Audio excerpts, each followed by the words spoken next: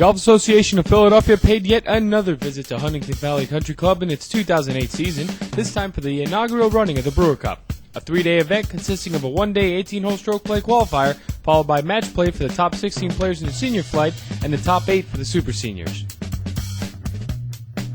And so we fast forward to the final day and the semifinals of the senior flight, where a Huntingdon Valley trio had hopes of making it an all-club final, with Michael Doherty facing off against fellow member Craig Scott, and David Brookerson going up against Gary Daniels of Saucon Valley.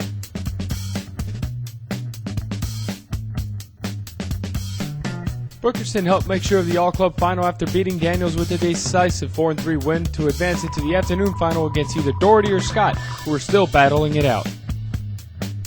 And while midway through the match it appeared that Doherty had the upper hand, building a 3-up lead on Scott, that would eventually change as Scott fought hard to get the match back to all square, which was exactly the case standing on number 18 tee.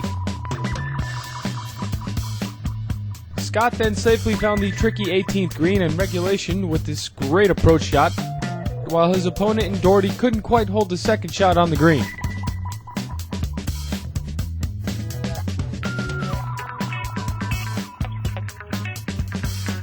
Doherty's birdie attempt from just off the putting surface didn't quite get close enough, leaving the door open for Scott, who then had this difficult downhill slider to win the match in advance. The caddy said, "Hit this spot." I hit it. It's probably the best putt I've made in 3 days, and it went in with just dove right in the hole from there. And with that, he now moved on to face a feather-capped Brookerson in the Inaugural Brewer Cup final to make it an all-Huntingdon Valley affair. Meanwhile, back in the Super Senior Division, it was the tournament's namesake in O. Gordon Brewer Jr. of Pine Valley and Huntingdon Valley, who led the way with medalist honors in qualifying and a pair of dominating 6 and 5 victories to advance into a final against Charles McClaskey of Wyncote. McClaskey and Brewer battled it out for the rights to be the first Super Senior champions on the trophy, with McClaskey putting together an even par effort against Brewer that included this birdie on the par 5 7th hole. But as McClaskey played great, Brewer stepped it up and played just a little bit better, just missing this eagle putt on that same hole to keep the match at 1-up in his favor with a tap-in birdie. I hit a fabulous drive and hit 4-iron and knocked it about 12 feet putting for eagle. And he's well outside me putting for birdie, and he makes it and I missed it. Then Brewer amped things up just a bit on the next hole with this great birdie effort to go to 2-up on McClaskey. A veteran of 42 USGA championships, Brewer, the two-time U.S. Senior Amateur Champion, 1967 and 1977 GAP Amateur Champion, the 1997 GAP Senior Amateur Champion and Senior Player of the Year, continued to roll and eventually beat out McClaskey 3-2 to win the inaugural Super Senior division of the event, named in his honor. Now back in the senior division, we had a bona fide grudge match going on between the two friends, with neither player taking more than a 1-hole lead throughout the entire match. That included this remarkable up and down par save on number 11 by Brookerson to go to 1-up on Scott. But the two were all square coming to 18, and neither would capitalize having the hole and moving on to extras. We both didn't hit bad second shots, but, we both sort of limped in from there. We should have had that hole with pars instead of having it with bogeys. But there it almost looked as if things would come to an end for Brookerson after his approach shot onto number 1 went left of the green, leaving him this nasty chip from some decent rough, while Scott had an uphill putt for birdie.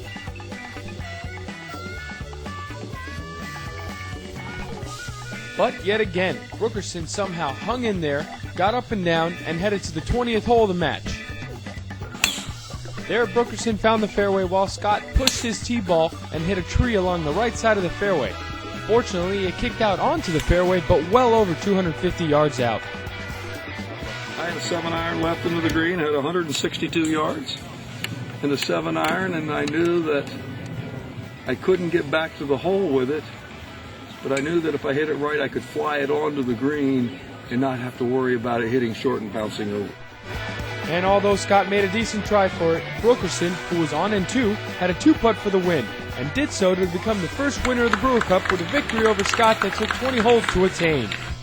Winning any championship's fun, but when it's at your home course and when your name's on a trophy, that's got Mr. Brewers in honor of Mr. Brewer, that even makes it special. And, you know, maybe Huntingdon Valley's have an edge at their home course, but we also have an awful lot of good players. So, you know, if this tournament was at Overbrook, I'm sure a lot of the Overbrook boys would have been standing where we are right now. You've known Mr. Brewer for 40 years? 40 years. 1967 I met him. And it seems to me that he's gotten better with age. He's sort of like a good bottle of wine. And we've known each other since 1981. We met at Philmont in a U.S. amateur qualifier, and we hit it off, and we've been friends ever since. Does that make that match easier or harder to play? That final match? Like beating friends just as much as I like beating people that you know, I don't know very well. So I sort of rule that out. That doesn't enter the equation in my mind when I play golf.